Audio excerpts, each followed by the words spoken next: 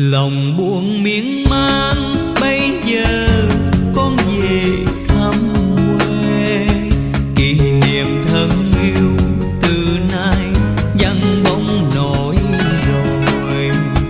Nhìn hàng chuối già còn tô bóng, nhánh sông quê mình còn mênh mông, mà sao nỗi nỡ bỏ con đi rồi con đứng chờ ơi.